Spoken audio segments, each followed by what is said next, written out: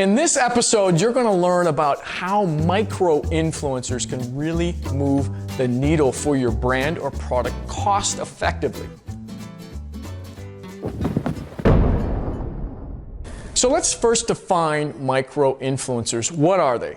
There's varying definitions, but the way we look at it is they have an influence between 5,000 total followers or subscribers to around 100,000. Now, they're micro because they have minimal impact, but a lot of times these people have high engagement. A lot of our micro-influencers really do more for our brands than the mega influencers with 1 million plus followers or subscribers on YouTube.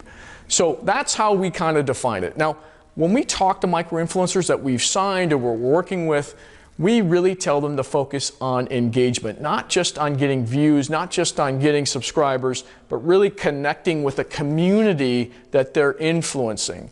It's not enough to be a jack of all trades to everybody, and sure, you can get, a ton of people subscribing to you, but eventually the views will go down because it's not relevant to everybody. How can you be relevant all the time to everybody?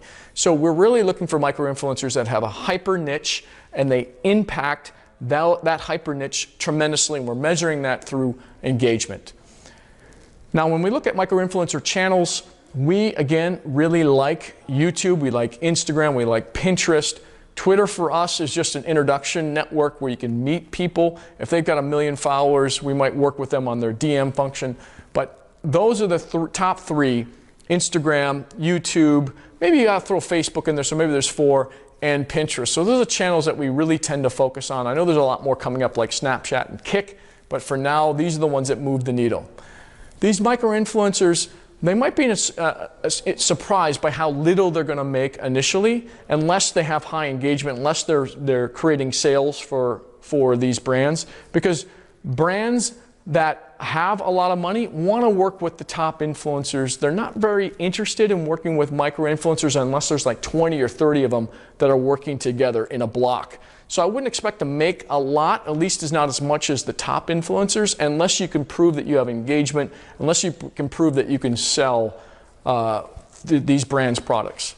So the way, and I've already hinted at this, the way that micro-influencers can help grow your audience is they're going to tap into a community that you want to reach, and they're going to ask them to either follow your brand, buy your products, review your products, check you out. They're going to be creating content for you that's really going to elevate your brand to the next level. Why? Because these micro-influencers have more trust than your brand will ever have. You're not going to be a third-party objective source. These micro-influencers have positioned themselves as this objective third party. They're going to have more impact than you will. So if you work with one or if you work at 50, we've had as many as 100 on a single campaign, collectively, when they're all talking about your brand and they're all reaching out to the same community that you want to reach, extremely powerful, way more powerful than you going out and running a bunch of Facebook ads or Instagram ads or in some cases even YouTube ads. So that's the power of working with influencers or micro-influencers. Not something to ignore, something to enhance a campaign. I've seen campaigns run with only micro-influencers. It's totally okay. But I wanted to bring to your attention because I'm hearing this question a lot. Why should we work with micro-influencers? I've given you the reasons. Definitely something you want to use on a regular basis and bring into the fold.